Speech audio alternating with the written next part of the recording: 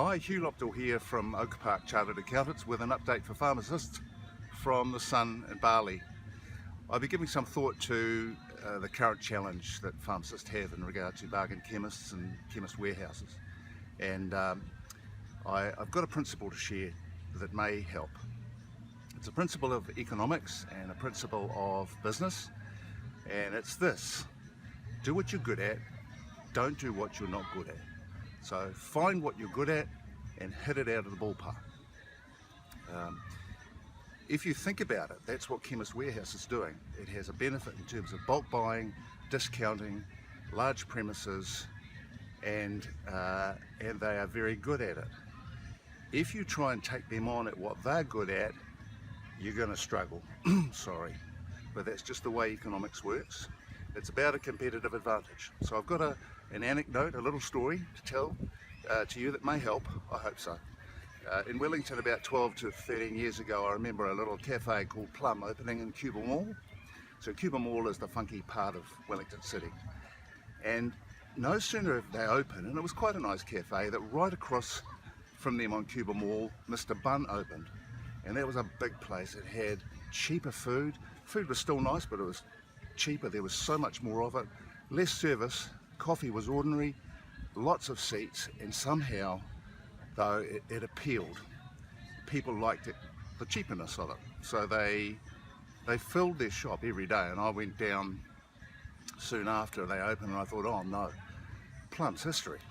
There was no one sitting over there, and so I watched over the next year how Plum responded, and I've never forgotten how they responded. So what they did is they went hard out in the opposite direction. So they upped their food quality. They did not lower their prices. If anything, they slightly increased them, but they certainly increased the quality. They got a great barista, and the quality of their coffee ramped up. The music, the ambience, they had touched up their decor. So what they did was they competed by remembering what they are specialist at, what they are best at, and they went harder in the opposite direction to Mr. Bun. 5 years later, well, even a year later, their tables were full, and in fact they were one of the leading cafes in Wellington in regard to the new cafe culture we have. So that's the theory. I've seen it work in practice. I'm not saying it's a panacea. I hope that's helpful. Feel free to call me if you'd like to have a chat. Hugh Lopdell from Oak Park Chartered Accountants signing off. A postscript for you. 5 practical things you can do to mitigate this discounter competition. Remember, you're looking for things you're naturally strong at and they're naturally weak at. First thing, product display.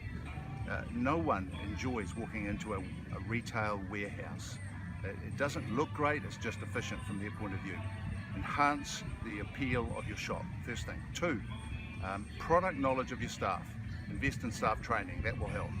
3, X-factor staff. Retaining them. You know they'll have problems with retention, probably. Do more if you can to retain your staff. 4th thing, dispensing times. Do anything you can to create a nice point of difference there, because they'll probably be slower. 5thly and lastly, the Bruce Springsteen factor. A little bit of that human touch. You can remember, or your staff can remember, people's Christian names much better, and remember and use their Christian name when you welcome them, and you know that the Chemist Warehouse and Bargain Chemist will never do that. Okay, I hope that helps. Cheers.